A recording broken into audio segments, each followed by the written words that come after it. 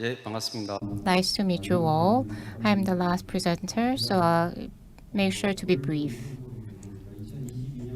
Since 2022, I participated World Ocean Forum every year. So it's my third time, but the content is quite similar or same, but our company performance changed a bit, and the technology side, we have some updates. So today I'm going to cover the company overview first. Before talking about autonomous ship, we always have to look at the autonomous vehicle part. I guess you will know the level of autonomy. Level 0 is human driver, and level 5 is going without human driver. And level 2 is making the system aware of the situation. So that's the ADAS part, and it's from level 3. System takes the responsibility. That's why we call level 3 cars as autonomous car.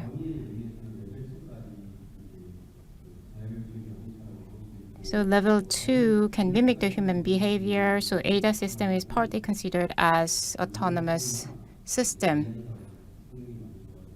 Safety and AI technology enhanced so far. Many newly launched vehicles, 90% of or over the newly released vehicle in the United States have some part of autonomous driving technology equipped.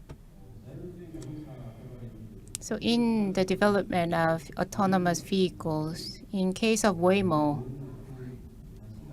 they saw low value in level 1 or 2. So they saw level 4 or 5 will be very promising. So they focus on autonomous taxi development. And Tesla, they are developing cars of level 1, 2, and 3. They have commercialized the technology and upgraded their stack. I think Tesla is ahead of Waymo, and also Tesla succeeded in commercializing the technology. So that's why the company's value stands at number 1, so which is higher than Toyota. But still, if Tesla's car is only level 2, so this means that the system cannot entirely be responsible for autonomous driving. So it has some technological constraints or safety issues. So the progress is quite sluggish. So the insights from the autonomous driving technology is that when the technology of the autonomous driving can be applied to other fields, then it will be very promising. For example, Tesla, they apply the same technology to the humanoid robots development. And second, autonomous vehicle took 20 years to be commercialized, but as it is a proven technology and public acceptance to this technology has increased, so autonomous vessel application of this kind of technology will appear in a shorter period of time. Level 3 and over have some technological constraints and other concerns, so it will take some time to see the level 3 applications in the market. So level 2 will be dominant for a while. And so institutions foresee that for the next 20 years, the autonomous vessel technology will be level 2 or lower. So why do we need autonomous vehicle? We talk about 3 things. Autonomous ships. We have shortage of seafarers, and the shortage is around 150,000 seafarers in short. And in case of Japan, 50% or over are aged 50 years old or older. So autonomous vessel is a must. And 80% of the vessel accident come from human error. You saw the big accident at the Suez Canal also. If we apply autonomous technology, then we can reduce the accidents. And fuel consumption can be reduced by 20% or so. Again, autonomous technology is another way to achieve go green. Going with the autonomous technology is the trend, and many companies are making attempts to develop this technology. For situational awareness,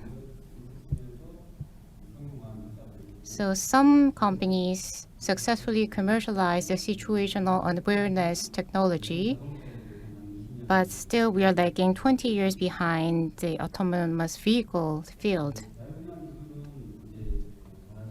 Autonomous navigation needs situational awareness, and it should be customized to the situation at sea. And the vessel doesn't have a braking system, so the challenges is higher. And making decision is harder than the vehicle because we don't have any lines on the roads, lines on the sea. So as mentioned, there is no braking system. We have wind and tide. It is difficult to control. So situational awareness and making decisions are totally different from the vehicle technology. So we need to have a customized technology. For example, we lack ocean data or data from the sea. So we use generative AI to analyze or generate the data.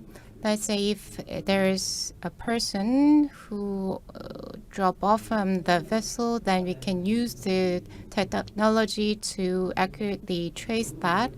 And again, we can attach a sensor and build an AI model. And then the third field that we use is in technologies to do reinforcement training. Avikus were established in 2002. Initially we only had 7 employees, but we have around 20 or so employees. And we have 100 plus installations with 400 plus orders. And total solution which can make decisions and have situational awareness is equipped with Avikus system. So Hyundai vessel has this system. In 2022, we had the journey across Pacific Oceans, and we had a demo of the leisure cruise. And again this year, next week, we are going to have a pilot cruise. Together with the Busan Metropolitan City, we have showcased and signed an MOU on the autonomous vessel or electric vessel. We have commercial solution called HiNAS and leisure boat solution U-Boat. So let me explain to you about HiNAS system. It is exactly the same as the autonomous vehicle. It is level 2. It can make judgment, but the crew member will have to make a decision. There is navigation part and total solution part, which can control the system itself. So the number 420 is the number of orders that we have received so far. And on the right side, you can see HiNAS solution. It's a fleet management system. If the vessel is equipped with HiNAS system, then the cloud system can monitor whether the vessel is traveling safely and can see the safety score and eco-friendliness score across all the fleet that the company has. So we have a speaker from KR. We got a certification from the Class Society. In case of KR and DNV, by the end of this year, we are going to get the type certificate. This will be the first ever type approval given to the system itself. So 2 weeks ago in Hamburg, at DMV, we got the type approval for the autonomous vessel technology. I know you know the IMO MAS code. They're developing the MAS code, and the draft version will come out in May next year.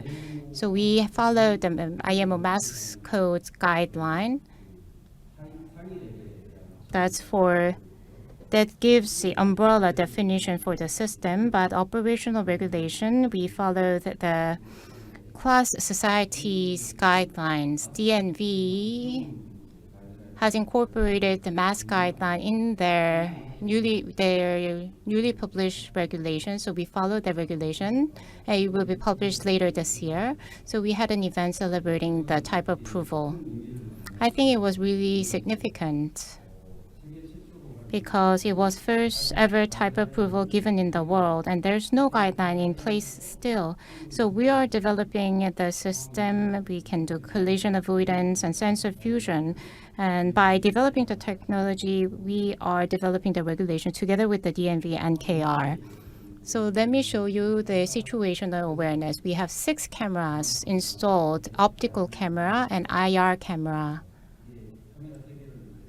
So this is the images that we got from 3 different cameras. We stitched each images, but to have this video and using the IR camera, even in the dark, we can see. And by IR camera and optical camera, we can blend the 2 images to get the better visibility. So by each sensor, the advantage is different. So that's why we use radar, AIS, and LiDAR camera so that we have a comprehensive situation awareness. And this is the UI of our system. And recently, together with the Marine University, we try to replicate or simulate the behavior of the captain to develop the tracking system. So this is an optional technology that we are going to provide starting from next year. So we have ocean data. We have already provided 100 systems to the ships. So we are gathering data from those ships. And this is the training data that we gather for training. There are online data together with the previously acquired data. So as you can see, there's conventional data, but the data that we gather newly through this big data system is quite universal. So this is generative AI. We actively incorporate the technology. For example, there is an iceberg. Let's say you want to detect an iceberg. This is the iceberg replica on the virtual system. So in the past, it looked unreal, but now we can make the replica on the VR to look more realistic. This is HINA's navigation system. This is the case study that we have done before. There are many vessels who turn off their AIS system. In the Malacca ocean area, 45% of the vessels turn off their AIS. By using computer vision, we can detect the vessel who turn off the AIS, and I think it will contribute to enhancing the safety at ocean. And next solution is surround view camera. We have 6 to 10 camera installed to have the real-time images around the vessel. We can have 2D and 3D images. So if you considering the dynamics of the vessel, we can alarm the collision alert. Or if there is an obstacle near the vessel, we can give autonomous automatic alerts. Via the video recording can be done through the system. And images can be used for training the seafarers. Let me show you the use case. We have applied this technology to PCDC. And there was a smuggler in Singapore, and the remote operator was monitoring that situation and could report about the situation related to smuggler. And we had the situation on their aware system, and when the fishing net is destroyed and the fishing vessel applied for damage recovery, but we have played back the CCTV and proved that we are innocent, that we didn't damage that fishing net. And the third case is Ulsan whale watching vessel. So in the nighttime, the certain vessel approached our vessel and damaged the vessel, but we played back the CCTV to see which vessel destroyed or damaged the vessel. So as such, we have some proven cases. And lastly, this is control solution. We can do path planning and path prediction. This is not directly done by our system. We have autopilot system to delete rudder, and together with the BMS and using the interface, we can control the vessel. So it is easy to install. It only takes 2 to 3 days, and the equipment needed for the system is just one PC.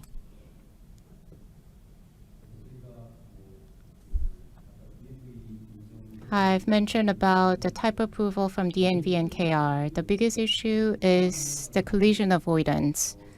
For human captain, they have different standards for collision avoidance. We have COLAG, the biggest guideline.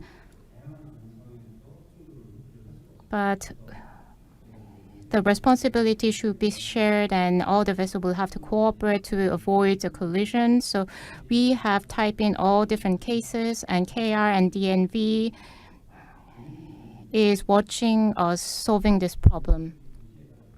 Let's say we have tested a scenario of 10 vessels approaching the target vessel. So if we solve this problem, then we can get a type approval.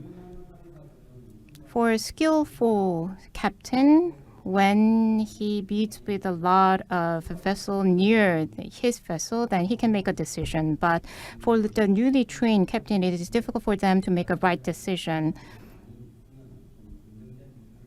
So we have studied the guideline, and by incorporating those guidelines into our system, I think we can enhance the safety of the collision alert system.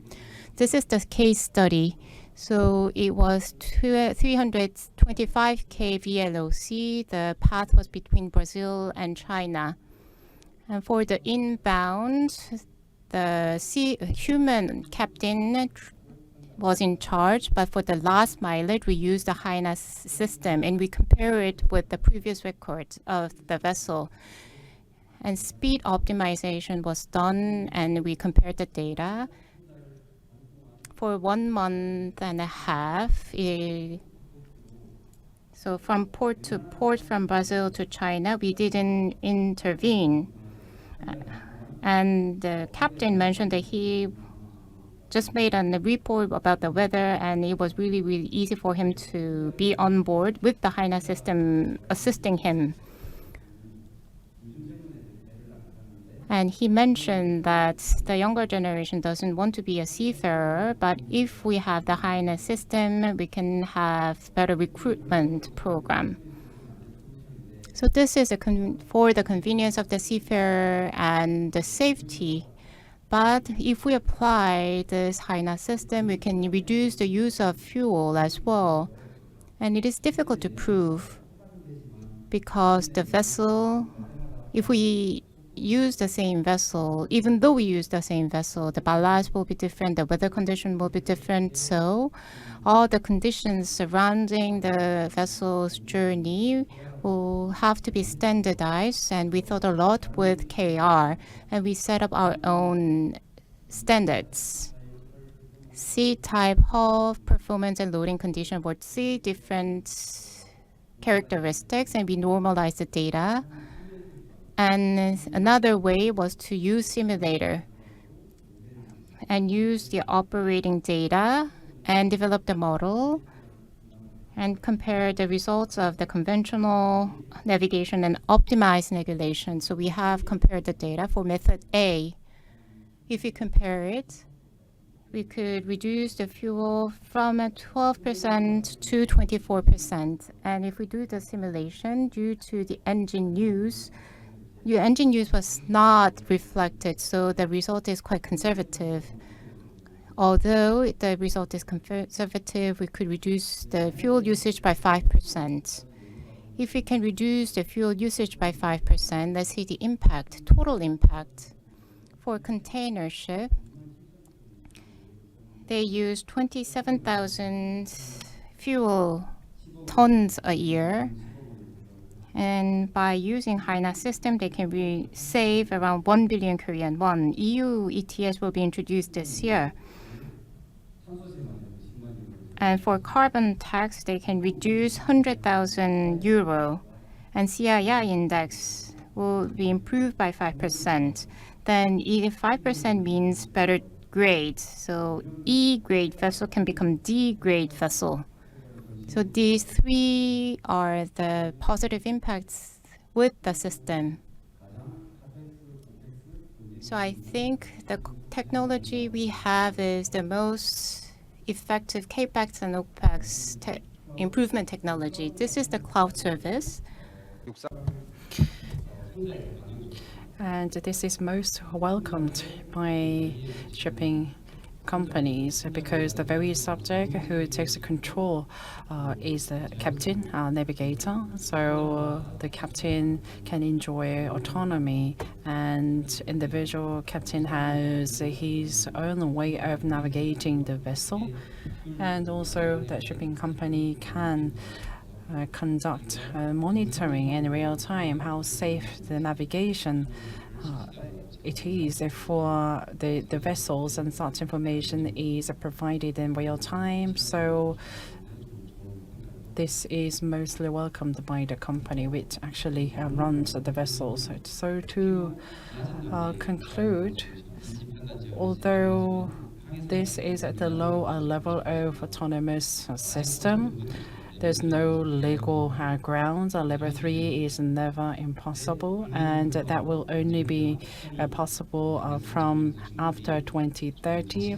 But from the economic value and also stability, we have already verified it is possible through the feasibility. And if reliability of technology is further enhanced, and once we come to have more legal grounds, then the values for customers will also increase. Then we could reduce the number of seafarers, and also if it is possible, this system might replace the seafarers. So I think only the value of autonomous ship will increase. And lastly, I would like to briefly talk to you about the solution for leisure boat. So we developed a solution from 2021, and the exactly same solution was applied, but with a different hardware. So we share radars, and also the engine dynamics are all different, and we have a docking solution, also parking solution, and navigation solution, and also control solution and uncontrolled solution. And also new boat dock is commercialized. It is applied to 100 vessels, so it is sold to 100 vessels. Navigation, auto navigation, auto docking solutions will be launched next week. So to just briefly show you the function, there's a route plan, and also it controls in accordance with the route. So when there's object in front, it will avoid collisions, and if the speed is too fast, it will control it to appropriate speed, and also it can do the auto docking on to the marina. So everything can be also monitored in real time. So we are going to increase the scope of the autonomy, and from next year we are going to also provide new services, and also we are going to enter into mobility business. And this brings an end to my presentation.